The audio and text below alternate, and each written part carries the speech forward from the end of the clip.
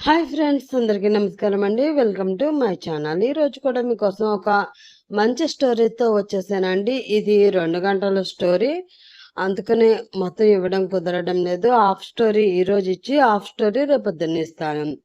So అందరూ గమనించి మీ సపోర్ట్ని నాకు అందించి మీ విలువైన అభిప్రాయాన్ని కామెంట్ రూపంలో తెలియచేసి ఛానల్ని సబ్స్క్రైబ్ చేసుకుని మీ సపోర్ట్ ఎప్పటికీ నాకు ఇలాగే ఉండేలా ఆదరిస్తారని ఆశిస్తూ ఇంకా స్టోరీలోకి వెళ్ళిపోదాం. అదొక కళ్యాణ మండపం. ఆ మండపం అంతా చాలా హడావిడిగా జనంతో కోలాహలంగా ఉంది. బంధువుల సందడి, చిన్నపిల్లల అల్లరితో నిండిపోయిన ఆ కళ్యాణ మండపంలో హడావిడిగా అటు ఇటు తిరుగుతూ ఉంది కావేరి. ఆమెను చూసి, అబ్బా కావేరి, ముహూర్తానికి కూడా సమయం అయిపోతుంది, ఇంకా నువ్వు ఇలా తిరుగుతూనే ఉంటావా? ఇలాగే తిరుగుతాను అంటే చెప్పు, కాళ్ళు కడగడానికి సేఫ్టీగా ఎవరినైనా తెచ్చుకుంటాను. ఆమె వైపు కొంచెం చిలిపిగా చూస్తూ అడిగాడు అజయ్. హా, తెచ్చుకోండి తెచ్చుకోండి. ఒక పక్కన కూతురికి పెళ్లి చేస్తూ మరొక పక్కన కొత్త పెళ్ళం కావాలి అని అడుగుతున్నారు. సిగ్గులేదు మీకు అసలు, చిన్నగా కసురుకుంది కావేరి. ఇప్పుడు కావాల్సింది సిగ్గు కాదు, నా పక్కన కూర్చుని అల్లుడు కాళ్ళు కడిగి ఆ నీళ్లు నెత్తి మీద జిమ్ముకోవడానికి ఒక అమ్మాయి, సారీ ఆంటీ. నువ్వెలాగో బిజీగా ఉన్నావు కాబట్టి నేను వెళ్ళి ఆ ఆంటీని వెతుక్కుని తెచ్చుకుంటా అంటున్నా అన్నాడు అజయ్. అవునా, సరే అయితే మీరు వెళ్ళి ఆంటీలను వెతుక్కోండి, నేను వెళ్ళి అంకుల్స్ని వెతుక్కుంటా. అమ్మాయి నెత్తి మీద అక్షంతలు వేయడానికి నా పక్కన కూడా ఒకరు ఉండాలి కదా, చిలిపిగా కన్ను కొడుతూ అంది ఆమె. అయ్య బాబోయ్, అంత పని చేయకమ్మా. ఇప్పుడు నా కూతురు పెళ్లి కన్నా నీ పక్కన ఉన్న అంకుల్ గురించి హాట్ టాపిక్ అయిపోతుంది ఇక్కడ, అది నేను భరించలేను అని అంటూ చిన్నగా నవ్వాడు అజయ్. ఆ నవ్వుతో జత కట్టింది కావేరి. అప్పుడే అక్కడికి పరిగెత్తుకుంటూ వచ్చిన అతని తమ్ముడు కొడుకు వినయ్, పెద్దనాన్న అక్క కనిపించడం లేదు అంటూ కంగారుగా చెప్పాడు.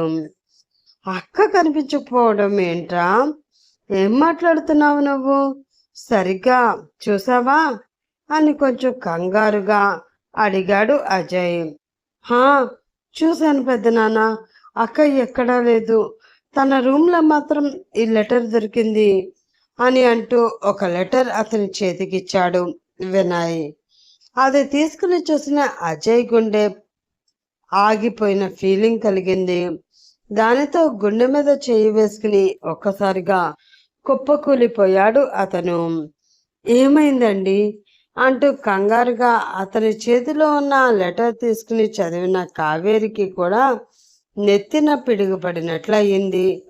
ఈ పెళ్ళి నాకు ఇష్టం లేదు నాన్న, నాకు ఇష్టమైన వాడితో నేను వెళ్ళిపోతున్నాను, క్షమించండి అని ఉన్న ఆ 4 ముక్కలు పదే పదే చూసుకుంటూ తమ కూతురు తమకు చేసిన మోసాన్ని తలుచుకుంటూ ఒక్కసారిగా గొల్లుమంది కావేరి. సరిగ్గా అదే సమయంలో హైవే రోడ్డు మీద ఫాస్ట్గా వెళుతూ ఉంది ఒక పోలీస్ కార్. ఆ కార్లో ఉన్న ఏసీపీ రామ్ ని చూసి, సార్ ఇంటికే కదా అంటూ అడిగాడు డ్రైవర్. హా, ఇంటికే అని చెప్పి అలసటగా ఉండడంతో కార్ సీట్లో వెనక్కి వాలి కళ్ళు మూసుకున్నాడు రామ్. తన డ్యూటీ టైం అయిపోవడంతో ఇంటికి వెళ్ళడానికి సిద్ధమవుతూ ఉన్న సమయంలో అర్జెంట్ మీటింగ్ ఉంది, రావాలి అని అంటూ తమ పై అధికారులు ఫోన్ చేయడంతో హడావిడిగా ఆ మీటింగ్కి వెళ్ళిన రామ్కి ఆ మీటింగ్ ముగిసి తిరిగి ఇంటికి బయలుదేరడానికి ఈ టైం పట్టింది. అలసట శరీరాన్ని బలహీనం చేస్తూ ఉంటే అలానే వెనక్కి వాలి నిద్రపోవాలి అని చూస్తున్నాడు. కానీ విశాలంగా ఉన్న అతని కనుబొమ్మలు ఎందుకో కలత చెందుతూ ఉన్నాయి. సిటీలో ఉమెన్ ట్రాఫికింగ్ బాగా ఎక్కువైపోతుంది రామ్, దీని మీద మనం ఫోకస్ పెట్టాలి. అంతేకాదు కాలేజీలో కూడా అమ్మాయిల్ని టీస్ చేస్తున్నారు, బలవంతం చేస్తున్నారు, కొందరు అమ్మాయిల్ని కిడ్నాప్ చేస్తున్నారు అంటూ చాలా కేసులు నమోదవుతున్నాయి. వీటి అన్నిటిలో చాలా పెద్ద పెద్ద వాళ్ళు ఇన్వాల్వ్ అయి ఉన్నారు అని సమాచారం. కాబట్టి మనం చాలా జాగ్రత్తగా ఈ విషయాన్ని డీల్ చేయాలి అని మీటింగ్లో తన పై అధికారులు చెప్పిన విషయాలే తన చెవిలో మారుమోగుతూ ఉంటే ఆ ప్రాబ్లంని ఎలా సాల్వ్ చేయాలా, ఏ విధంగా తన మూవ్ తీసుకుంటే వీటి అన్నిటికీ సొల్యూషన్ దొరుకుతుందా అని ఆలోచిస్తూ ఉన్నాడు అతను. అప్పుడే సడన్ బ్రేక్ వేసి కారు ఆపాడు డ్రైవర్. తన అంచనా ప్రకారం అప్పుడే ఇల్లు రాదు. తన ఇల్లు రావడానికి ఒక అరగంట సమయం అయినా పడుతుంది. అలాంటిది 10 నిమిషాల్లోనే కారు ఆగడంతో ఏమైందా అంటూ కళ్ళు తెరిచి చూసిన అతనికి కంగారుగా ఎటువైపో చూస్తూ కనిపించాడు డ్రైవర్. అతని కళ్ళల్లో ఏదో తెలియని భయం కనిపిస్తుంది. ఏమైంది, ఎందుకు అంత టెన్షన్ పడుతున్నావు అని రామ్ అడగడంతో తన వేలుతో ఎదురుగా కనిపిస్తున్న దృశ్యం వైపు చూపించి, దెయ్యం, దెయ్యం సార్, దెయ్యం అన్నాడు డ్రైవర్. వాట్ అని అనుకుంటూ అటువైపు చూసిన అతనికి అక్కడ రోడ్డు పక్కగా ఉన్న ఒక బెంచి మీద మోకాళ్ళు దగ్గర ముడుచుకుని ఆ మోకాళ్ళలో తలదాచుకుని ఉన్న ఒక యువతి కనిపించింది. పైకి కిందకి ఎగురుతున్న ఆమె భుజాలు చూస్తూ ఉంటే ఆమె బాగా ఏడుస్తుంది అన్న విషయం క్లియర్గా తెలుస్తుంది. దానితో కార్ డోర్ తీసుకుని కిందకి దిగబోయాడు రామ్. అతని చెయ్యి పట్టుకుని, సార్ వద్దు సార్, అది దెయ్యం సార్, తెలుస్తుంది కదా, అక్కడికి వెళ్ళొద్దు, ప్రమాదం అంటూ టెన్షన్గా చెప్పాడు డ్రైవర్. ఏయ్ పిచ్చా నీకు, ఏం మాట్లాడుతున్నావో అర్థమవుతుందా? దెయ్యాలు లేవు, భూతాలు లేవు, పద ఎవరు చూద్దాం అని అంటూ కారు దిగి ముందుకు వెళుతూ ఉన్నాడు రామ్. అబ్బా, ఈయనతో చచ్చే చావొచ్చింది. వద్దు అని చెప్తే చావడానికి సిద్ధమైన వాడిలా అలా వెళ్ళిపోతాడేంటి? ఇప్పుడు ఈయన వెనక నేను వెళ్ళలేదు అంటే నా ఉద్యోగం ఊడిపోతుంది. వెళ్ళాను అంటే ఆ దెయ్యానికి బలై నా ప్రాణమే పోతుంది. దేవుడా, ఎంత పరీక్ష పెట్టావయ్యా నాకు అని అనుకుంటూనే శ్రీ ఆంజనేయం ప్రసన్నాంజనేయం ప్రభాదివ్యకాయం అని హనుమాన్ స్తోత్రం చదువుకుంటూ భయంగా అతని వెనక వెళుతూ ఉన్నాడు డ్రైవర్. ఆ అమ్మాయి దగ్గరికి వెళ్ళి తన లాఠీతో ఆమె భుజం మీద చిన్నగా టచ్ చేస్తూ, ఏ అమ్మాయి, ఎవరు నువ్వు, ఈ టైంలో ఇక్కడ ఏం చేస్తున్నావు అంటూ అడిగాడు రామ్. అటువైపు నుంచి ఏ సమాధానం లేదు. అడిగేది నిన్నే అని ఈసారి కొంచెం గట్టిగా రామ్ అడగడంతో తల పైకెత్తి చూసింది ఆ అమ్మాయి. ఆ అమ్మాయిని అలా చూడగానే ఒక్కసారిగా రామ్ గుండె గుబేల్ మంది. వెనకే ఉన్న డ్రైవర్కి అయితే శరీరం అంతా ఒక్కసారిగా వణుకు పుట్టింది. జుట్టంతా చెదిరిపోయి మొహం నిండా గోళ్ళ గీతలతో, పెదవి కింద భాగంలో గెడ్డ కట్టిన రక్తం, లోతుకుపోయిన కళ్ళు. చూస్తూ ఉంటే ఆమెకి ఏం అయ్యిందో క్లియర్గా తెలిసిపోతూ ఉండడంతో ఆమెను ఏం అడగాలో ఒక్క క్షణం రామ్కి అర్థం కాలేదు. గిరి, వెళ్ళి వాటర్ బాటిల్ తీసుకురా అంటూ డ్రైవర్కి చెప్పాడు. ఆ మాటతో పరిగెత్తుకుంటూ కార్ దగ్గరికి వెళ్ళి కారులో ఉన్న వాటర్ బాటిల్ తీసుకుని వచ్చి, ఇదిగోండి సార్ అంటూ రామ్కి ఇచ్చాడు గిరి. ఆ వాటర్ బాటిల్ మూత తీసి ఆమెకి అందించి, కొంచెం వాటర్ తాగండి అన్నాడు అతను. చాలాసేపటి నుంచి ఏడుస్తూ ఉండడంతో నోరు పిడచకట్టుకుపోయిన ఆమె వద్దు అని అనకుండా ఆ వాటర్ బాటిల్ తీసుకుని వాటర్ మొత్తం ఒక్క గుక్కలో తాగేసింది. ఆమె పరిస్థితి క్లియర్గా అర్థమవుతూ ఉండడంతో చాలా జాలిగా అనిపించింది రామ్కి. మెల్లిగా వెళ్ళి ఆమె పక్కన కూర్చుని, ఏం జరిగింది అంటూ అడిగాడు అతను. మోసం, శూన్యంలోకి చూస్తూ చెప్పింది ఆమె. నమ్మి మోసపోయారా అంటూ అడిగాడు అతను. నమ్మించి మోసం చేశాడు చెప్పింది ఆమె. ఎవరు అడిగాడు అతను. ప్రేమ అని ముసుగు వేసుకున్న ఒక మోసగాడు అంది ఆమె. మరి ఇప్పుడు ఏం చేయాలనుకుంటున్నారు అడిగాడు అతను. నన్ను నమ్మిన వాళ్ళని నేను మోసం చేశాను, నేను నమ్మినవాడు నన్ను మోసం చేశాడు. ఫలితంగా నేను నాశనమయ్యాను.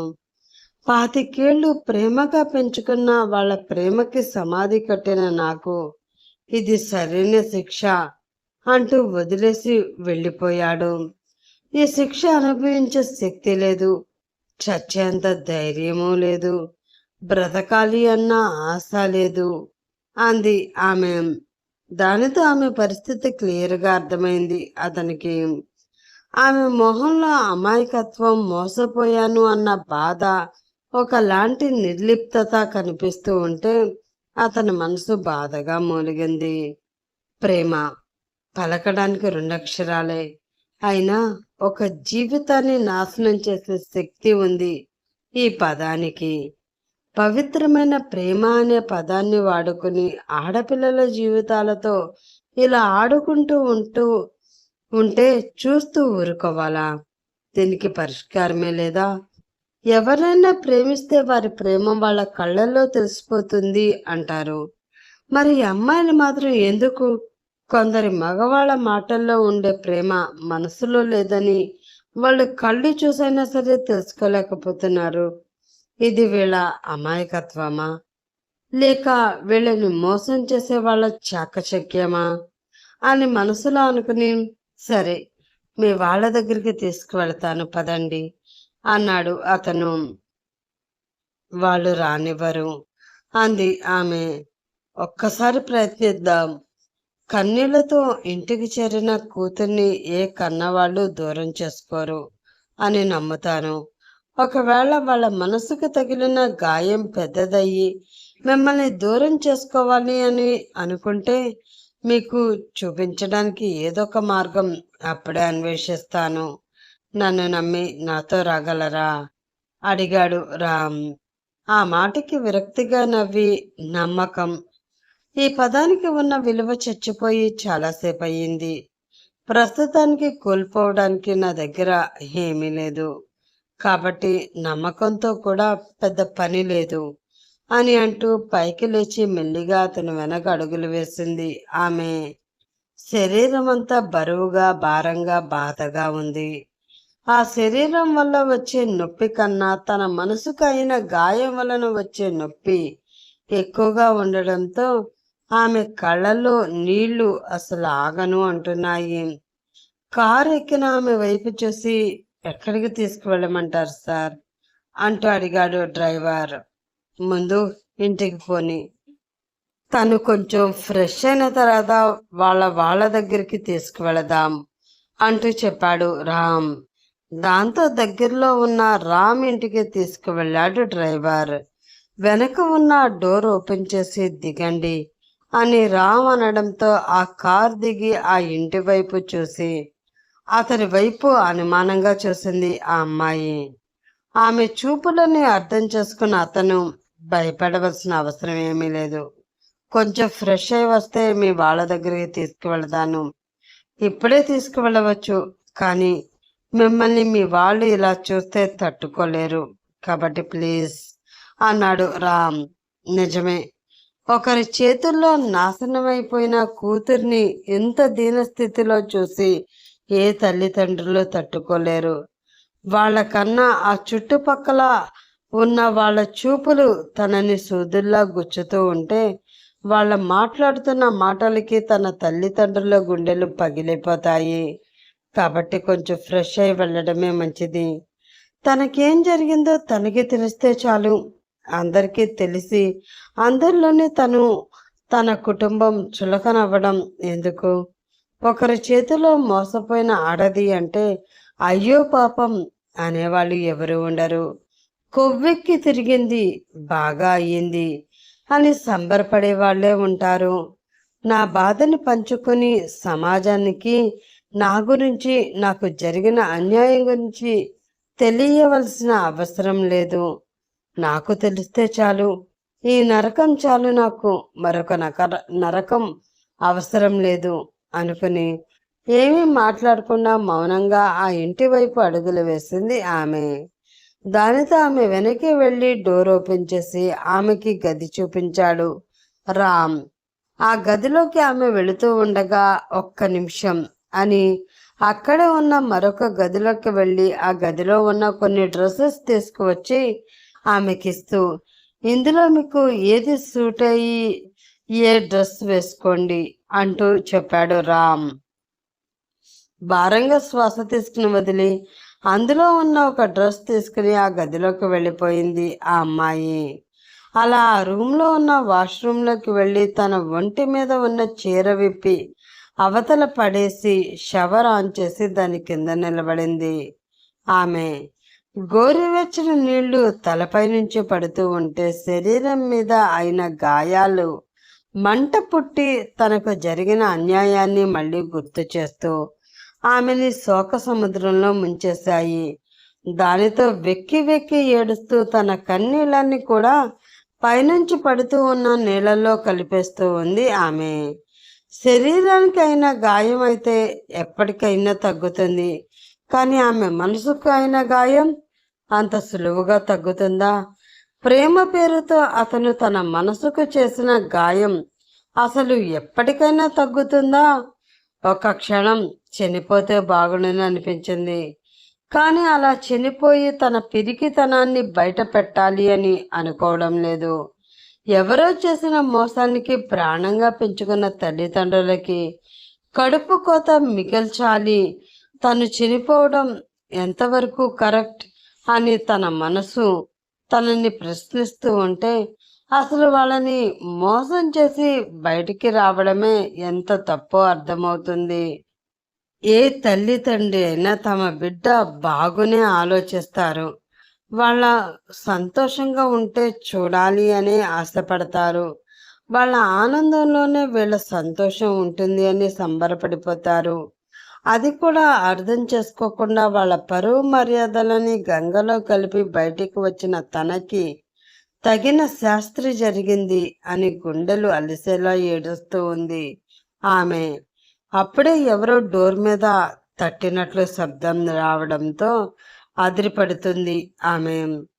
భయం నిండిన కళ్ళతో ఆ డోర్ వైపు చూస్తూ ఎవరు అంటూ తడబడుతున్న గొంతుతో అడిగింది. నేనండి, రామ్. చాలా లేట్ అయిపోతుంది, మీరు త్వరగా వస్తే త్వరగా వెళదాం, అక్కడ మీ వాళ్ళు కంగారు పడుతూ ఉంటారు కదా అంటూ బయట నుంచే చెప్పాడు రామ్. దానితో కొంచెం రిలాక్స్డ్గా ఊపిరి తీసుకుని, వస్తున్నాను, మీరు కొంచెం బయట వెయిట్ చేయండి అంటూ చెప్పింది ఆమె. సరే, కొంచెం త్వరగా రండి అని చెప్పి బయటికి వెళ్ళిపోయాడు అతను. దానితో షవర్ ఆఫ్ చేసి డ్రెస్ వేసుకుని బయటికి వచ్చిన ఆమె అద్దంలో తనని తాను చూసుకుని పేలవంగా నవ్వుకుంది. ఇక జీవితంలో ఏం మిగిలి ఉంది అని అనుకుంటూ నొసటి మధ్యలో ఒక స్టిక్కర్ పెట్టుకుని బయటికి వెళ్ళింది. ఆమెను చూసి వెళదామా అంటూ అడిగాడు అతను. వెళ్ళాలి అంటారా? దిగులుగా అడిగింది ఆమె. వెళ్ళకపోతే మీ వాళ్ళు కంగారు పడతారు కదా అన్నాడు అతను. వెళితే పెళ్లి నుండి పారిపోయిన నేను జీవితాన్ని కోల్పోయి తిరిగి వచ్చాను అని సన్మానం కూడా చెయ్యరు కదా. ఏదైనా వాళ్ళకి బాధే. ప్రేమించిన వాడి చేతిలో మోసపోయాను అన్న బాధ కన్నా ప్రేమించిన వాడితో వెళ్ళిపోయాను అన్న బాధ కొంచెం మెరుగుగా ఉంటుందేమో అంది ఆమె. అలా అనుకుని ఎన్నాళ్ళని వాళ్ళకి కనిపించకుండా దాక్కుంటారు? నిజం ఏదైనా దాన్ని ఫేస్ చేయాలి. సంతోషంలో ఎవరైనా తోడు ఉంటారు, దుఃఖంలో నా అన్న వాళ్ళ తోడు ఉండాలి. అప్పుడే మనసు కొంచెం ప్రశాంతంగా ఉంటుంది. పదండి వెళదాం అని అంటూ అతను ముందుకు వెళ్ళడంతో ఇంకా చేసేది ఏమీ లేక అతని వెనకే వెళ్ళింది ఆమె. అలా చివరికి కళ్యాణ మండపం చేరుకున్నారు. పెళ్లి కూతురు లేచిపోయింది అని తెలిసి పెళ్లి కొడుకు వాళ్ళు నానా మాటలు అని అక్కడి నుంచి వెళ్ళిపోవడంతో పెళ్లికి వచ్చిన చాలా మంది చుట్టాలు కూడా వెళ్ళిపోయారు. జీవోత్సవంలా పడి ఉన్న అజయ్ కావేరిని అక్కడ ఉన్న చాలా దగ్గర బంధువులు ఓదారుస్తూ ఉన్నారు. ఎంతమంది ఓదార్చినా తగ్గే బాధ కాదు వాళ్ళది. అల్లారు ముద్దుగా పెంచుకున్న తమ కూతురు తమ గుండెల మీద తన్ని అందరి ముందు తమని అవమానించి వెళ్ళిపోవడం ఆ భార్యాభర్తలు భరించలేకపోతున్నారు. ఇంతటి అవమానాన్ని భరించడం కన్నా చావే మెరుగు అని వాళ్ళు అనుకుంటున్న క్షణంలో ఆ కళ్యాణ మండపంలో అడుగుపెట్టింది ప్రార్థవి. బాధపడుతూ ఉన్న అజయ్ భుజం మీద ఎవరో చెయ్యి వేసి, పెదనానా అని చిన్నగా పిలవడంతో తల ఎత్తి చూసిన అతనికి ఆ కళ్యాణ మండపంలోకి తలదించుకుని వస్తూ ఉన్న కూతురు కనిపిస్తుంది. తాము తలదించుకునేలా చేసిన ఆమె అదే విధంగా తలదించుకుని వస్తూ ఉండడం చూసిన అతనికి ఆవేశం కట్టలు తెంచుకుంది. పాపిష్టిదానా, వచ్చావా అని అంటూ ఆవేశంగా లేచి 2 అడుగుల్లో కూతుర్ని చేరుకుని చాచిపెట్టి ఆమె చెంప మీద గట్టిగా కొట్టాడు అజయ్. దానితో కింద పడబోతున్న ప్రార్థవి నడుం చుట్టూ చెయ్యి వేసి పడకుండా పట్టుకున్నాడు ఆమె వెనకే ఉన్న రామ్. ఎంత పని చేశావే, అందరిలోని మా పరువు తీసావు, బ్రతికుండగానే మమ్మల్ని చంపేశావు అని అంటూ ఆమె జుట్టు పట్టుకుని వెనక్కి లాగుతూ ఉన్న అజయ్ చేయి పట్టుకుని ఆపి, అసలు ఏం జరిగిందో తను చెప్తుంది కదండి, వినండి, ఆవేశపడొద్దు అంటూ నచ్చ చెప్పాలని చూశాడు రామ్.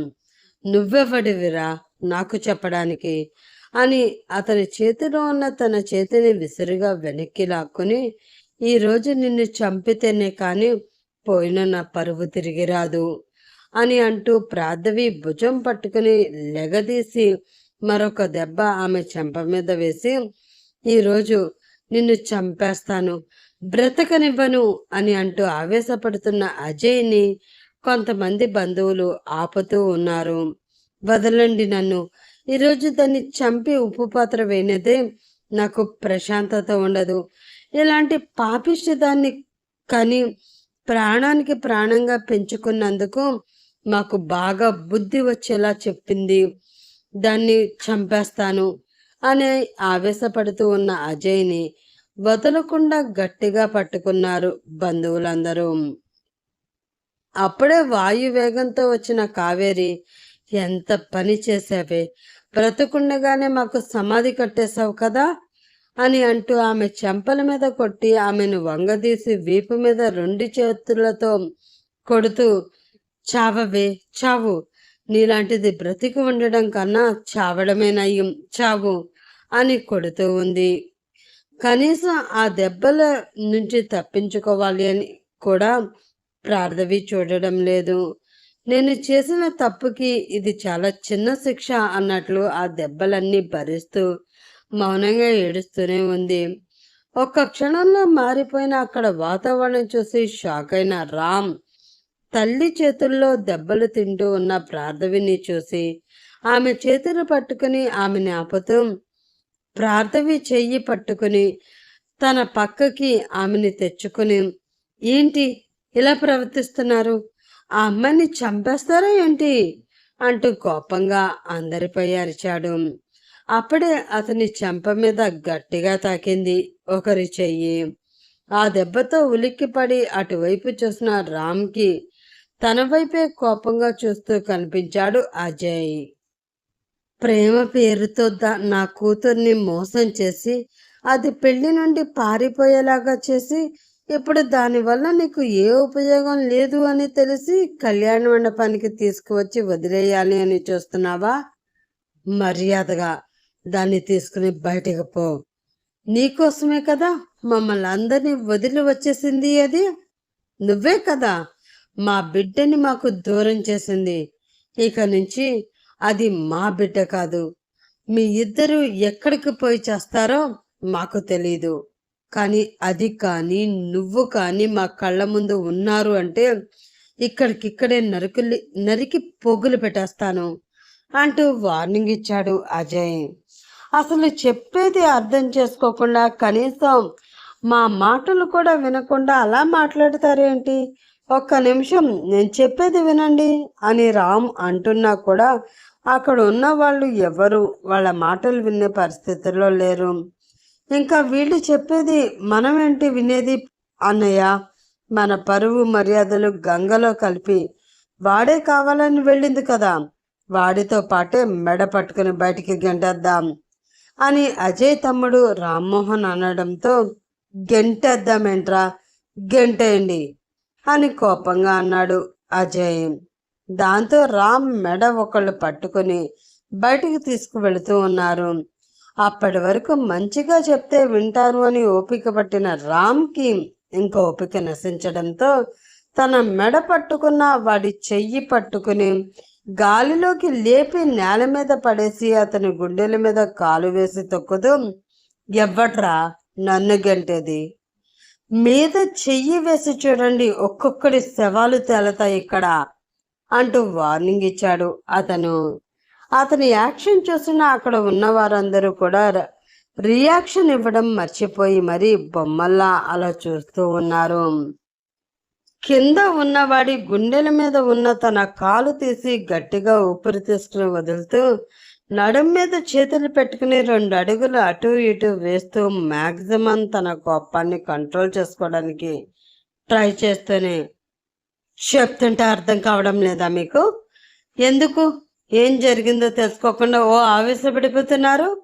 ఇలా ఎదుటి వాళ్ళు చెప్పేది వినకుండా మీ ఇష్టానికి మీరు ప్రవర్తించబట్టే మీ అమ్మాయి మీకు తన ప్రేమ విషయం చెప్పకుండా ఇలా ఆఖరి నిమిషంలో పెళ్లి నుండి పారిపోయి ఉంటుంది. అసలు తనకి తన మనసులో ఏముందో బయటికి చెప్పే అవకాశం ఇచ్చుంటే తన జీవితం ఈరోజు ఎందుకు ఇలా అవుతుంది అంటే ఆవేశంగా అడిగాడు రామ్. అతని ఆవేశం చూసి అక్కడ ఉన్నవారు ఎవరు కూడా కిక్కురు మనలేకపోయారు. కావేరి 2 అడుగులు ముందుకు వేసి 2 చేతులు జోడించి గట్టిగా దండం పెడుతూ, అయ్యా మహానుభావ, నీకు ఒక నమస్కారం. ఇన్ని సంవత్సరాలు వచ్చిన మేము పిల్లల్ని ఎలా పెంచాలి, ఎలా వాళ్ళ మనసులో మాట తెలుసుకోవాలి అని నీ దగ్గర లెక్చర్లు తీసుకునే పొజిషన్లో లేము. మేము ఎంత ప్రేమగా చూసుకున్నా కూడా మా ప్రేమ దానికి పనికి రాలేదు. నిన్న కాక మొన్న పరిచయమై 4 మాయ మాటలు చెప్పిన నీ ప్రేమే దానికి ఎక్కువైపోయింది కదా. కాబట్టి నువ్వే దాన్ని తీసుకుని ఇక్కడి నుంచి బయటికి నడువు. లేదు, నాకు మీ కూతురు మాత్రమే కాదు మీ ఆస్తి కూడా కావాలి. మీరు మీ కూతురిని క్షమించి దగ్గరికి తీసుకోవాలి. ఇదే పందిట్లో మా పెళ్లి చేయాలి అంటే దాన్ని చంపి దాన్ని దినమైనా చేస్తాం తప్ప అది మా కూతురు అని పొరపాటును కూడా ఒప్పుకోము. ఏ క్షణమైతే మా మాటకి విలువని ఇవ్వకుండా ఈ కళ్యాణ మండపం దాటిందో ఆ క్షణమే మా దృష్టిలో అది చచ్చిన దానితో లెక్క. అలాంటి దాన్ని ఇంకా కాసేపు మా కళ్ళ ముందే ఉంచి నిజంగా మేము దాన్ని చంపేలా చెయ్యొద్దు. ఆ పరిస్థితి వస్తే నీ ప్రాణానికి కూడా మేము గ్యారంటీ ఇవ్వలేము అంటూ అరిచింది కావేరి. ఆ మాటలన్నీ వింటున్న రామ్కి ఏం చెప్పాలో అర్థం కావడం లేదు. వీళ్ళు మనుషులు కాదు, ఎంత చెప్పినా అనవసరం. లేచిపోయిన కూతురు తిరిగి వచ్చింది అంటేనే వీళ్ళ రియాక్షన్ ఇలా ఉంది. అలాంటిది తనకి ఏం జరిగిందో తెలిస్తే వీళ్ళు తనని దగ్గరికి తీసుకుంటారా? తన బాధని తీర్చగలరా? ప్రేమగా ఓదార్చగలరా అని రామ్ ఆలోచిస్తూ ఉండగానే అక్కడ ఉన్న వారందరికీ నమస్కారం పెట్టి కళ్ళ నిండా నీళ్లతో గుండె నిండా బాధతో ఒక్క మాట కూడా మాట్లాడకుండా అక్కడి నుంచి బయటికి వెళ్ళిపోతూ ఉంది ప్రార్థవి. ఆలోచనలో ఉన్న రామ్ అది గమనించలేదు. ఆమె బయటికి వెళుతున్న అతని కదలకుండా అక్కడే ఆలోచిస్తూ ఉండడం చూసి, హలో మిస్టర్, ఇంకా మీరు ఎక్కడెందుకు? ఆ పాపిష్టిది ఎప్పుడో బయటికి పోయింది, వెళ్ళి దాన్ని మీద తీసుకువెళ్ళండి. లేదు అంటే మీరు బోర్ కొట్టారని చెప్పి బయట ఎవడన్నా కనిపిస్తే వాడితో లేచిపోతుందేమో, అప్పుడు మాలాగే మీరు కూడా ఏడుస్తూ కూర్చోవాలి అంటూ చెప్పాడు విజయ్. ఆ మాటతో కోపంగా పిడికిలి బిగుసుకున్న రామ్ చేతి మీద నరాలు పచ్చగా పొంగాయి. ఏం వాగుతున్నావురా? అని అతని కాలర్ పట్టుకున్న రామ్ని చూసి ఒక రకమైన వెటకారపు నవ్వు వినయ్ పెదవులపై మెరిసింది. ఏ నేనేమన్నా తప్పు మాట్లాడానా? ఇన్ని సంవత్సరాలు కంటికి రెప్పలా కాపాడుకున్న తల్లిదండ్రుల ప్రేమనే కాల తన్నుకుని నిన్న కాక మొన్న పరిచయమైన మీతో లేచిపోవడానికి సిద్ధమైన దానికి రేపన్న రోజున మీ ప్రేమ బోర్ కొట్టి మరొకటితో లేచిపోదు అన్న గ్యారంటీ ఏంటి అంటూ మళ్ళీ అడిగాడు వినయ్. ఆ మాటతో వినయ్ కాలర్పై ఉన్న రామ్ చెయ్యి వదిలి అయింది. గ్యారంటీ కావాలి కదా నీకు? చూపిస్తాను. నా గ్యారంటీ ఏంటో అతి త్వరలోనే ఇక్కడ ఉన్న మీ అందరికీ చూపిస్తాను. ఆడపిల్లని కన్న ప్రతి తల్లిదండ్రులు అల్లారు ముద్దుగా పెంచి పెళ్లి చేసి అత్తవారింటికి పంపించడమే కాదు, కష్టంలో ఉన్నాను నానా అని కన్నీళ్లు పెట్టుకుంటున్న ఆమె కన్నీళ్లు తుడిచి ఆ కష్టం ఏంటో కనుక్కొని గుండెల్లో ఆమెను దాచుకోవడం కూడా నేర్చుకోవాలి. అలా దాచుకునే హృదయం లేని మీ దగ్గర తను ఉండడం కూడా ప్రమాదకరమే. మళ్ళీ జీవితంలో మీ మొహాలు కూడా తనకి కనబడకుండా నేను చూసుకుంటాను అని చెప్పి అక్కడి నుంచి వెళ్ళిపోతూ ఉన్నాడు రామ్. అలా వెళుతూ ఉన్న రామ్ వైపు అక్కడ ఉన్న వారందరూ కూడా చాలా కోపంగా చూస్తూ ఉన్నారు. అలా బయటకు వచ్చిన అతనికి అక్కడెక్కడా ప్రార్థవి కనిపించలేదు. ఎక్కడికి వెళ్ళిపోయింది అని అనుకుంటూ గట్టిగా అరిచి పిలుద్దాము అనుకున్నాడు. కానీ ఆమె పేరు కూడా తెలియకపోవడంతో ఏం చేయాలో తెలియక ఆ కళ్యాణ మండపం వైపు చూసిన అతనికి ప్రార్థవి వెడ్స్ రఘు అన్న బోర్డింగ్ కనిపించింది. ఓహో, తన పేరు ప్రార్థవియా అని అనుకుని ప్రార్థవి అంటూ అరుస్తూ ఆ చుట్టుపక్కల వెతుకుతూ ఉన్నాడు అతను. అలా కొంచెం దూరం వెళ్ళాక చీకట్లో నడుచుకుంటూ వెళుతూ కనిపించింది ప్రార్థవి. ఏమైపోయిందో అర్థం కాని సమయంలో ఆమె కనిపించడంతో కొంచెం రిలాక్స్డ్గా అనిపించి తన పరుగు ఆపిన రామ్ కొంచెం గట్టిగా ఊపిరి తీసుకుని వదిలి మళ్ళీ ఆమె వైపు పరుగు పెట్టి ఆమెని చేరుకుని ఆమెకి దారికి అడ్డంగా వెళ్ళి నిలబడ్డాడు.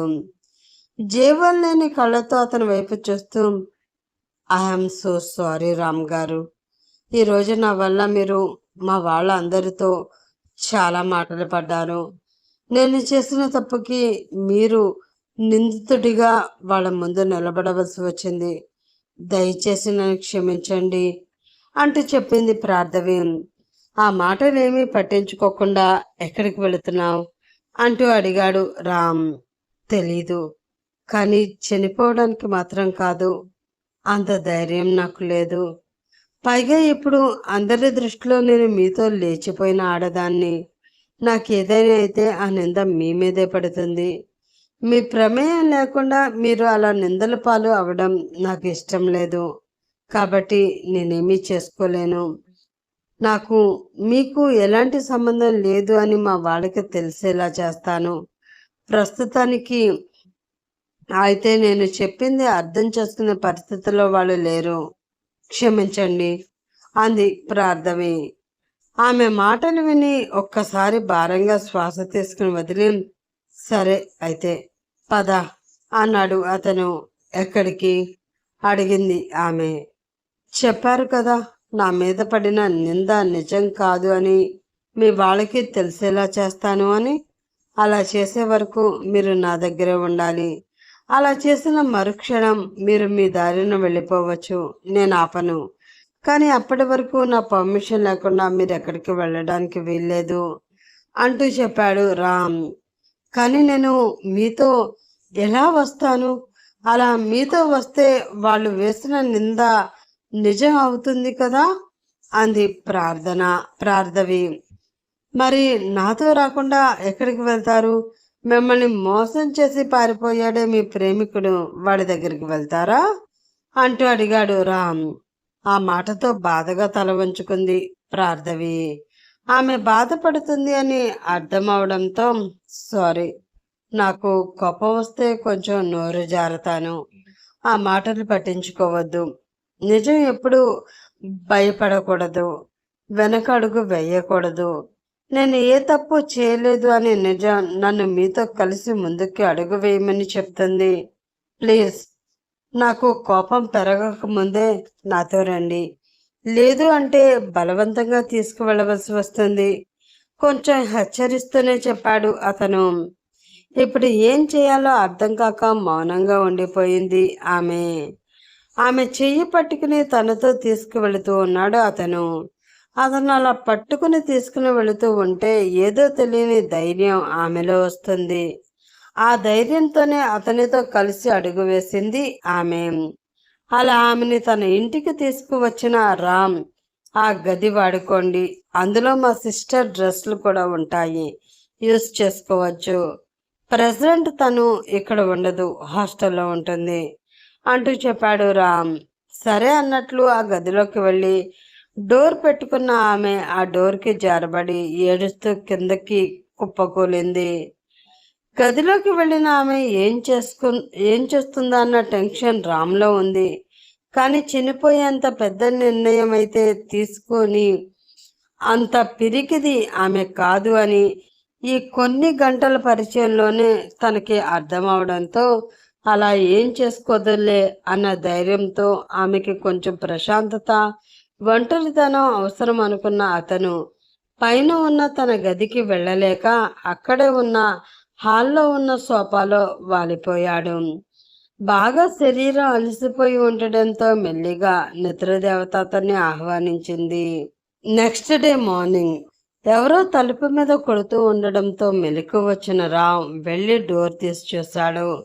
అక్కడ డ్రైవర్ ఉండడంతో ఏంటి అని రామ్ అడిగాడు.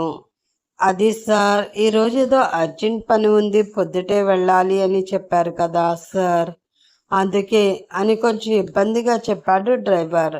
ఓకే, లోపలికి వచ్చి కొంచెం కాఫీ పెట్టుకుని తాగు, ఈ లోపల నేను రెడీ అయి వస్తాను అంటూ చెప్పాడు రామ్. రామ్కి ఒక తల్లి ఒక చెల్లి తప్ప ఇంకా ఎవరూ లేరు. చెల్లి హాస్టల్లో ఉండి చదువుకుంటూ ఉంటే తల్లి దగ్గర బంధువుల పెళ్ళి అని వెళ్ళింది. రామ్ని కూడా రమ్మని బలవంతం చేసింది. కానీ తనకి కుదరదు అని తల్లిని దగ్గరుండి కారెక్కించి టాటా బాయ్ బాయ్ చెప్పాడు.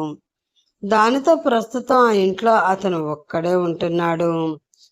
ఒక పని మనిషి మాత్రం వచ్చి ఇల్లు శుభ్రం చేసి వెళుతూ ఉంటుంది. వంట చేయనా బాబు అని అడిగితే ఉండేది ఒక్కడినే, ఏ టైంలో ఎక్కడ ఉంటానో తెలియదు, నువ్వు వంట చేసి ఫుడ్ ఎందుకు వేస్ట్ చేయడం, నేను ఏదేలో అడ్జస్ట్ అయిపోతానులే అని రామ్ చెప్పడంతో వంట జోలికి వెళ్ళదు ఆ పని మనిషి. ఇంకా ఆ ఇంట్లో బాగా చొరవగా ఉండేది డ్రైవర్ గిరి మాత్రమే. అందుకే అంత చొరవగా కాఫీ పెట్టుకుని తాగు అంటూ చెప్పాడు రామ్. అలాగే సార్ అని కిచెన్లోకి వెళుతూ ఏదో అనుమానం రావడంతో మీకు కూడా పెట్టమంటారా సార్ అంటూ అడిగాడు గిరి. ఆ మాటతో ఆగి ఆలోచించిన రామ్, నాకే కాదు గదిలో ఉన్న అమ్మాయికి కూడా పెట్టు, పాపం రాత్రి నుంచి ఏమీ తినలేదు, ఎలా ఉందో ఏంటో అంటూ చెప్పాడు రామ్. సార్కి ఈ మధ్యన దేశ సేవ బాగా ఎక్కువైపోతుంది. అసలే సార్ గారు పెళ్లి చేసుకోవడం లేదని అమ్మగారు చాలా దిగులు పెట్టుకున్నారు. ఈ అమ్మాయి ఇంట్లో ఉండగా మేడం రావాలి, నా కొడుకు ఎవరినో లేవదీసుకువచ్చాడు అంటూ ఊరు వాడ గోల చేసి మరి ఈయనకే తెలియకుండా ఈయన రిసెప్షన్ పార్టీ ఇచ్చేస్తుంది. ఆ తర్వాత లబోదుబో అంటూ ఆ పాడైపోయిన అమ్మాయితో కాపురం చేయడం తప్ప ఈయనకి వేరే దారి లేకుండా పోతుంది అని మనసులో అనుకుని అలాగే సార్ అని అన్నాడు గిరి. అతని వైపు ఒక చూపు చూసి, పాష్ కల్చర్ అంటూ అడ్డమైన తిరుగుళ్ళు తిరిగే ఆడవాళ్ళు తమని ఎన్ని కళ్ళు ఎన్ని రకాలుగా చూసినా ఏమీ పట్టించుకోరు గిరి. కానీ పరువు గల కుటుంబంలో పుట్టి పరువే ప్రాణంగా పెరిగిన అమ్మాయి ఆ పరువును కూడా పణంగా పెట్టి ఒకడిని నమ్మి అతనితో వెళ్ళి మోసపోయింది అంటే ఒక్కసారి ఆలోచించు, ఆ అమ్మాయి ఎంత మానసిక క్షోభకి గురవుతుందా అని. అలాంటి అమ్మాయిలకి నువ్వేమీ సాయం చేయనవసరం లేదు, హక్కును చేర్చుకుని ఆదరించవలసిన అవసరము లేదు. కానీ రోడ్డు మీద నడిచి వెళ్ళేటప్పుడు తప్పుడు దృష్టితో చూడకుండా, తప్పుగా మనసులో ఆలోచించకుండా, నోరు జారి తప్పుడు మాటలు మాట్లాడకుండా ఉంటే చాలు. అదే ఆ అమ్మాయికి నువ్వు చేసే చాలా పెద్ద సహాయం అంటూ చెప్పాడు రామ్. ఆ మాటతో తలదించుకుని తన మనసులో ఏమనుకున్నాడో అతనికి అర్థమవడంతో ఐఎమ్ సో సారీ సార్, ఇంకెప్పుడు అమ్మాయిల గురించి తప్పుగా ఆలోచించను, ఇక నుంచి తనని నా చెల్లెలతో సమానంగా చూసుకుంటాను అంటూ చెప్పాడు గిరి. ఆ మాటతో రామ్ పెదవులపై చిన్న చిరునవ్వు మెరిసింది. That's very good, coffee ready చేయి, ఈ లోపల ఫ్రెష్ అయి వచ్చి నేను తనని పిలుస్తాను అంటూ చెప్పి రూమ్లోకి వెళ్ళిపోయాడు రామ్. పాపం రాత్రి నుంచి ఏమీ తినలేదు, కాఫీతో కడుపు ఎలా నిండుతుంది అని అనుకున్న గిరి బయటికి వెళ్ళి వాచ్మెన్తో సార్ వాళ్ళకి టిఫిన్ తీసుకురా అని చెప్పి తను కాఫీ పెట్టడానికి కిచెన్లోకి వెళ్ళాడు. రామ్ ఫ్రెష్ అయి బయటికి వచ్చిన అతనికి కాఫీ కప్పుల పట్టుకుని ఎదురు వచ్చాడు గిరి. ఆ కప్పుల్లో ఒకటి తీసుకుని వెళ్ళి కింద ఉన్న రూమ్ డోర్ కొట్టాడు అతను. ఏడ్చి ఏడ్చి తనకి తెలియకుండానే కింద పడి నిద్రలోకి జారుకున్న ప్రార్థవికి ఆ సౌండ్ వినిపించడంతో లిక్కిపడి లేచింది. అప్పుడే మరొక్కసారి డోర్ కొట్టాడు రామ్. దానితో పైకి లేచి వెళ్ళి డోర్ ఓపెన్ చేసింది. నీరసం నిండిన మొహం, చెదిరిపోయిన జుట్టు, బాగా ఉబ్బిపోయిన కళ్ళతో చూడడానికి పిచ్చిదానిలా ఉన్న ఆమెను చూసి రామ్కి జాలి వేసింది. నమ్మకం, ఈ పదం జీవితాన్ని మార్చేస్తుంది, ఎవరికి కాకుండా చేస్తుంది, ఒక్కొక్కరి విషయంలో ప్రాణాలు తీసుకునే వరకు తీసుకువెళుతుంది. అతన్ని నమ్మి నిన్ను నమ్ముకున్న వాళ్ళని వదిలేసి వచ్చిన నీకు ఎదురైన ఈ పరిస్థితి నుండి నువ్వు ఎప్పుడు బయటపడతావో ఏంటో అని మనసులో అనుకుని కాఫీ అంటూ అడిగాడు అతను. ఆ కాఫీ వైపు అతని వైపు ఒక చూపు చూసి కొంచెం ఫ్రెష్ అయి వస్తాను అంది ఆమె. ఓకే, వాష్రూమ్లో కొత్త బ్రష్ సోప్ ఉంటుంది, యూజ్ చేసుకోండి అని చెప్పి హాల్లోకి వెళ్ళిపోయాడు రామ్. వాష్రూమ్లోకి వెళ్ళి ఒక 5 నిమిషాల్లో ఫ్రెష్ అయి వచ్చింది. ఆమెను చూసి 1 నిమిషం, కాఫీ చల్లారిపోయిందని హీట్ చేసి తీసుకురావడానికి వెళ్ళారు, వచ్చేస్తారు, కూర్చోండి అన్నాడు రామ్. దానితో కొంచెం ఇబ్బందిగానే అతని పక్కనే ఉన్న సోఫాలో కూర్చుంది ఆమె. అతని పేపర్ చదువుతూ ఉన్నాడు. ఆమె మామూలుగా కూర్చుని ఉంది, కానీ ఆమె ఆలోచనలు మొత్తం తన తల్లిదండ్రుల చుట్టూ తిరుగుతున్నాయి. ఎంత అల్లారుముద్దుగా పెంచుకున్నారో తనని, వయసు ప్రభావం వలనో తెలియదు, ప్రేమించాను అన్న భ్రమ వలనో తెలియదు, ఏ కూతురు చేయకూడని తప్పు చేసింది, చేసిన తప్పు సరిదిద్దుకోలేదు. అలా అని చెప్పి జరిగిన దాని గురించి ఆలోచిస్తూ ఏడుస్తూ బ్రతకలేదు. తను కార్చిన ప్రతి కన్నీటి బొట్టుకి కారణం అతను. కాబట్టి తనకి ఈ పరిస్థితిని అతని ఎందుకు తీసుకువచ్చాడో అతని సమాధానం చెప్పాలి అని మనసులో అనుకున్న ఆమెకి ఒక పరిష్కారంలా కనిపిస్తున్నాడు రామ్. అతని వైపు చూస్తూ నాకొక చిన్న హెల్ప్ కావాలి అంటూ అడిగింది ప్రార్థవి. ఆ మాటతో పేపర్ పక్కన పెట్టి ఏంటి అన్నట్లు ఆమె వైపు చూశాడు అతను. గుండెల నిండా శ్వాస తీసుకుని వదిలి ఆ శ్వాసతో పాటే ధైర్యాన్ని కూడా గుండెల్లో నింపుకొని కేసు పెట్టాలి అనుకుంటున్నాను అంటూ చెప్పింది ఆమె. ఎవరి మీద? మీరు చెప్పేది అర్థం చేసుకోకుండా అపార్థం చేసుకుని నా మీద నింద వేసి మిమ్మల్ని నాతో పంపించిన మీ వాళ్ళ మీద అంటూ అడిగాడు అతను. కాదు, ప్రేమించాను అని మాయమాటలు చెప్పి నమ్మించి మానసికంగా శారీరకంగా నరకం చూపించిన వాడి మీద అంటూ చెప్పింది ప్రార్థవి. ఆ మాటతో చిన్నగా నవ్వాడు రామ్. ఆ నవ్వులో ఏదో వెటకారం కనిపిస్తూ ఉండడంతో ఎందుకు ఆ నవ్వు అంటూ అడిగింది ఆమె. ఏమీ లేదు, ఒకప్పుడు పోలీసులు కేసులు అంటే భయపడే ఆడవాళ్ళు ఇప్పుడు తమకి తాముగా వచ్చి కేసు పెడతాను అంటే ఎందుకో నవ్వు వచ్చింది. అన్యాయం జరిగితే కేసు పెట్టాలి, న్యాయం జరిగేలా పోరాడాలి అన్న ధైర్యం మీలో వచ్చినందుకు సంతోషంగానే ఉన్నా, ఎదుటి వాళ్ళు మనల్ని మోసం చేస్తున్నారు అన్న నిజాన్ని మీరు ఇంకా గ్రహించకుండా వారి చేతుల్లో ప్రతిసారి మోసపోవడం చూస్తూ ఉంటే కొంచెం బాధగా అనిపిస్తుంది అన్నాడు రామ్. ఏం చేస్తాం, అదే కదా మా బలహీనత.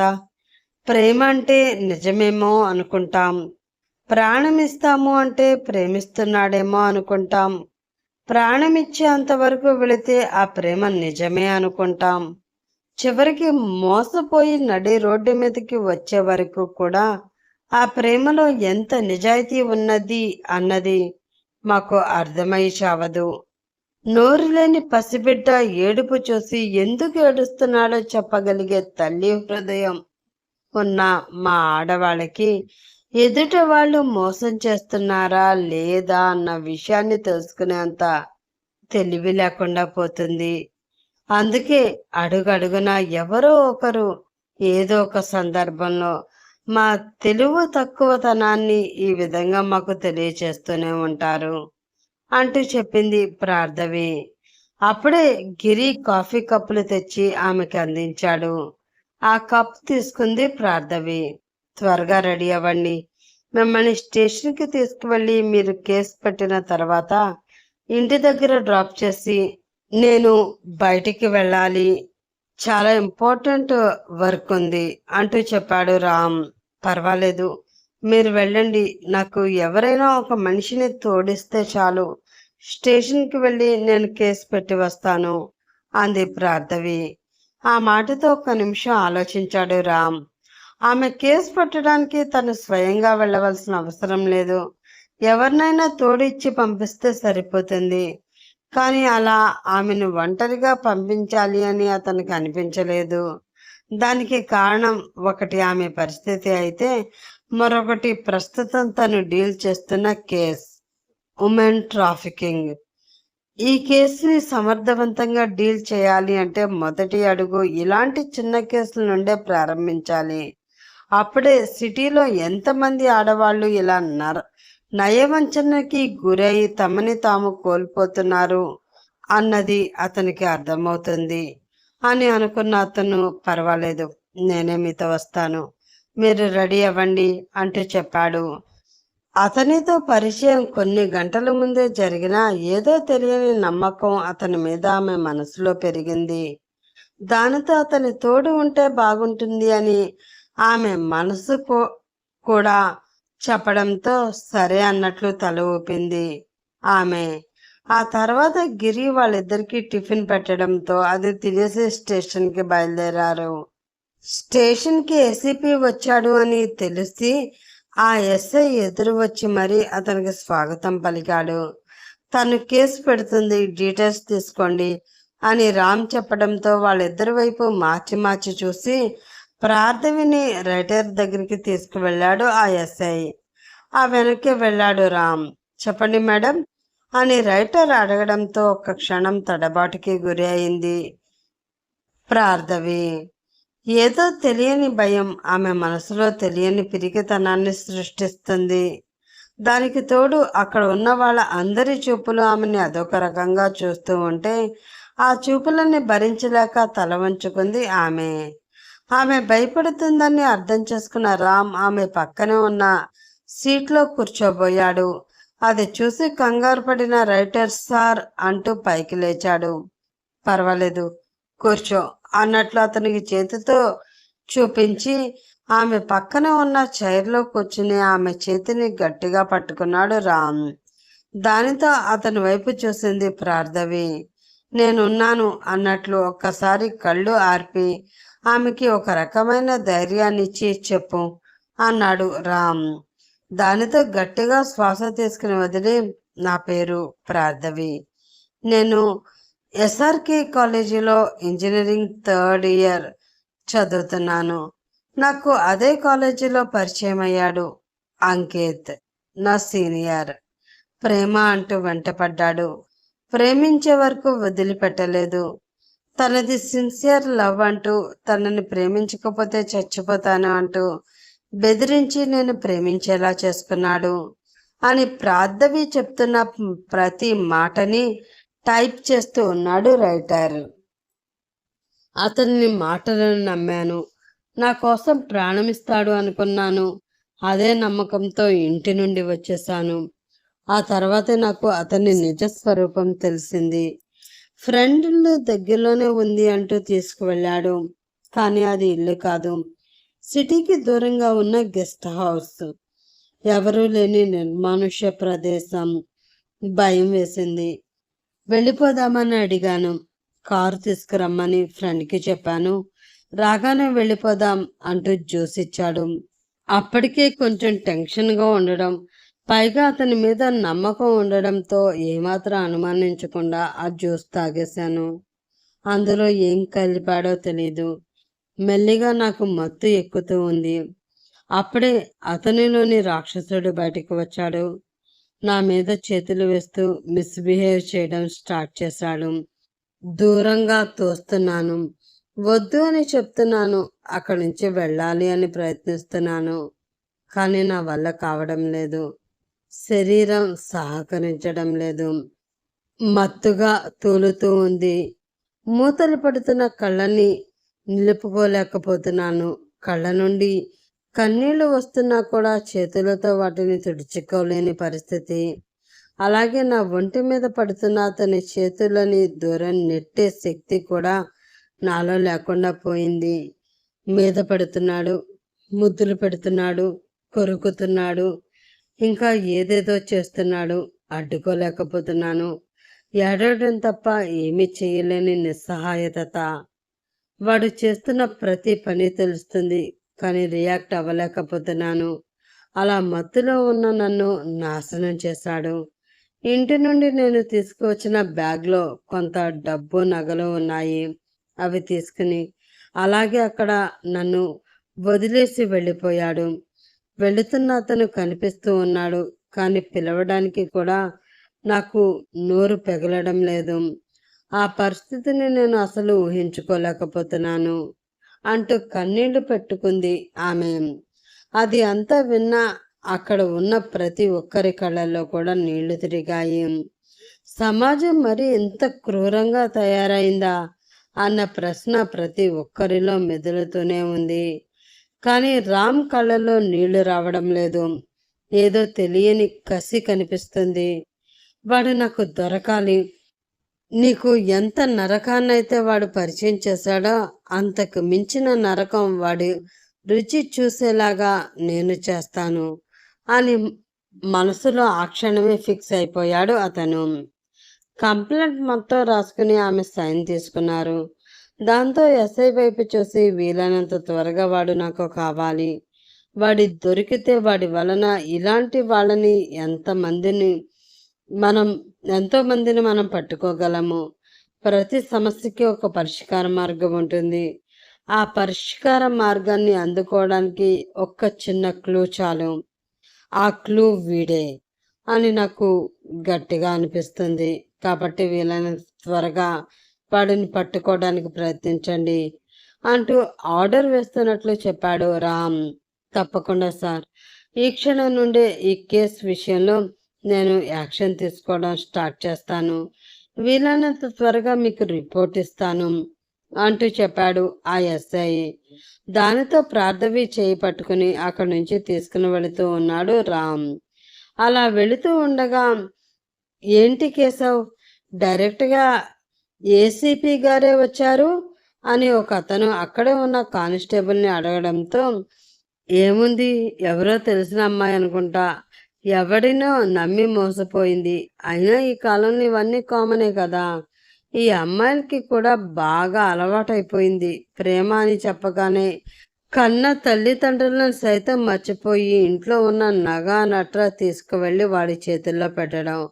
వాడు అవన్నీ తీసుకుని ఉడాయించగానే మోసపోయాము అంటే ఇలా పోలీస్ స్టేషన్కి, కోర్టులకి, మీడియాలకి ఎక్కి పెద్ద సీన్ చేయడం, అంతే కదా. అంటూ చాలా ఈజీగా చెప్తూ ఉన్న ఆ కానిస్టేబుల్ మాటలు రామ్ చెవిలో పడడంతో చంపేసేలా అతని వైపు చూశాడు రామ్. అతని చూపు చూసి తల వంచుకుని ఐఎమ్ సో సారీ సార్ అంటూ చెప్పాడు ఆ కానిస్టేబుల్. రామ్ ఏదో అనబోతూ ఉండగా వెళ్దాం పదండి అంది ప్రార్థవి. నువ్వు నడుస్తూ ఉండు, నేను వస్తాను అన్నాడు రామ్. ఎలాంటి మాటలు ఇకపై నేను చాలా వినవలసి ఉంటుంది. అయినా అతను అన్నదానిలో తప్పు ఏమీ లేదు. దానికోసం మీరు అతన్ని ఏమీ అనవలసిన అవసరమూ లేదు. మీరు అనడం వల్ల మీ మీద భయంతో నా ముందు ఏమీ అనకుండా ఉంటాడేమో, కానీ నా వెనక మాట్లాడే మాటలు మీరు ఆపలేరు కదా. మార్పు అన్నది మనిషిలో కాదు, మనసులో మొదలవ్వాలి. ఎవరినో నమ్మి మోసపోయింది అని ఈజీగా అందరూ అంటారు. కొందరైతే కొవ్వెక్కి వాడితో పారిపోయింది అంటారు. మన సమాజంలో ఉన్న దౌర్భాగ్యం ఏంటి అంటే, ఒక అమ్మాయి మోసపోయింది అంటే ఆమె ఎదుటి మనిషిని ఎంతగా నమ్మిందో, అతను ఎంతగా నమ్మించాడా అనే ఆలోచించే శక్తి వాళ్ళకి ఇంకా రాకపోవడం. పని పాట లేకుండా టైంపాస్ చేసుకోవడానికి, ఆడవాళ్ళని తక్కువ చేసి చూపించడానికి వాళ్ళకి ఒక టాపిక్ కావాలి. బహుశా అందుకే ప్రతిసారి మా అమ్మాయిలం ఇలా ఎవరో ఒకరి చేతిలో మోసపోయి వాళ్ళకి టాపిక్గా మారిపోతూ ఉంటాం. వీటిని అన్నిటినీ పట్టించుకుంటూ ఉంటే మేము ఎప్పటికీ ముందుకు వెళ్ళలేం. కాబట్టి మా అమ్మాయిల్లో కూడా మార్పు వస్తుంది. మాటల్ని పట్టించుకోవడం మానేస్తాం. నాకు జరిగిన అన్యాయానికి న్యాయం చేసుకోవడమే ఇప్పుడు నాకు ఉన్న అతి ముఖ్యమైన లక్ష్యం. ఆ లక్ష్య సాధనలో ఇలాంటి ముళ్ళ కంపలు ఎన్ని ఎదురైనా నేను లెక్క చేయను అంటూ చెప్పింది ప్రార్థవి. ఆమెను అలా చూసిన రామ్ ఆశ్చర్యపోయాడు. కొన్ని క్షణాల క్రితం భయపడుతూ ఉన్న అమ్మాయేనా ఇప్పుడు ఇలా మాట్లాడుతుంది అని అతను మనసులో అనుకుంటూ ఉంటే అతని పెదవులపై చిన్న చిరునవ్వు మెదిలింది. ఆ తర్వాత ఒక లేడీ కానిస్టేబుల్ ఆమెని గవర్నమెంట్ హాస్పిటల్కి తీసుకువెళ్ళి ఫార్మాలిటీ ప్రకారం అన్ని టెస్టులు చేయించింది. అక్కడ నుంచి పంపించింది. ఆమెకి ప్రార్థవిని అప్పగించి తన పని మీద బయటికి వెళ్ళిన రామ్ ఆ టెస్టులన్నీ కంప్లీట్ అయ్యేసరికి అక్కడికి వచ్చాడు. ఆమెని తీసుకుని ఇంటికి వచ్చి ఆమెని అక్కడ డ్రాప్ చేసి, నీకేం కావాలి అన్నా వాడుకోవచ్చు, వంట చేసుకోవాలి అంటే కిచెన్ అక్కడే ఉంది, అన్నీ ఉంటాయి, నీకు కావాల్సింది వండుకుని తిను, నాకు రావడానికి లేట్ అవుతుంది అని చెప్పి అక్కడి నుంచి వెళ్ళిపోయాడు రామ్. దానితో ఆలోచిస్తూ అక్కడే ఉన్న సోఫాలో కూర్చుంది ఆమె. మనసు దేని మీదకి పోవడం లేదు, కనీసం ఆకలి కూడా వేయడం లేదు. తన తల్లిదండ్రుల గురించి ఆమెకి ఉన్న ఆలోచన ఆమె ఆకలినే కాదు, బ్రతుకు మీద ఉన్న తీపిని కూడా చంపిస్తుంది. మరొక పక్కన ఆమె తల్లిదండ్రుల పరిస్థితి కూడా అలానే ఉంది. తిండి నిద్ర సహించక ఆలోచిస్తూ క్షణాలను గడుపుతున్నారు. కాలింగ్ బెల్ సౌండ్ వినిపించడంతో అలానే సోఫాలో వెనక్కి వాలి నిద్రపోతున్న ప్రార్థవి ఒక్కసారిగా ఉలిక్కి పడింది. అయోమయంగానే చూస్తూ ఉండగా మరొకసారి కాలింగ్ బెల్ మోగింది. దానితో లేచి వెళ్ళి డోర్ ఓపెన్ చేసిన ఆమెకి ఫుడ్ డెలివరీ బాయ్ కనిపించాడు. మేడం, సార్ ఫుడ్ ఆర్డర్ పెట్టారు అని అంటూ ఆ ప్యాకెట్ ఆమె చేతిలో పెట్టి వెళ్ళిపోతూ ఉన్నాడు అతను. అది తీసుకుని మళ్ళీ డోర్ క్లోజ్ చేసి లోపలికి వచ్చి కూర్చుంది ఆమె. సమాజంలో ఇంకా మీలాంటి వాళ్ళు ఉండబట్టే నాలాంటి ఆడపిల్లలకి ఎంతో కొంత ధైర్యం వస్తుంది. నిజంగా మీరు చాలా మంచి మనిషి సార్. ఆ దేవుడు ఆ క్షణంలో నా కోసమే మిమ్మల్ని అటుగా పంపించాడేమో అని మనసులో అనుకుంటూ అతని మీద ఉన్న గౌరవంతో ఆ ప్యాకెట్ ఓపెన్ చేసి ఏదో కొద్దిగా ప్లేట్లో పెట్టుకుని మెల్లిగా తింటూ ఉంది ఆమె. అప్పుడే మళ్ళీ కాలింగ్ బెల్ మోగింది. దాంతో మళ్ళీ ఎవరు అని అనుకుంటూ వెళ్ళి డోర్ ఓపెన్ చేసింది ప్రార్థవి. మంచి కంచిపట్టు చీర కట్టుకుని భుజానికి హ్యాండ్ బ్యాగ్ తగిలించుకుని నుదుటిన వైట్ విభూదితో కళ్ళకి బ్లాక్ కలర్ కళ్ళజోడు పెట్టుకుని ఒక 45 ఏళ్ల ఆవిడ నిలబడి డోర్ తీసిన అమ్మాయిని పైనుంచి కింద వరకు యగాదిగా చూస్తూ కనిపించింది. ఆవిడని విచిత్రంగా చూస్తూ, ఎవరండి మీరు? ఎవరు కావాలి మీకు?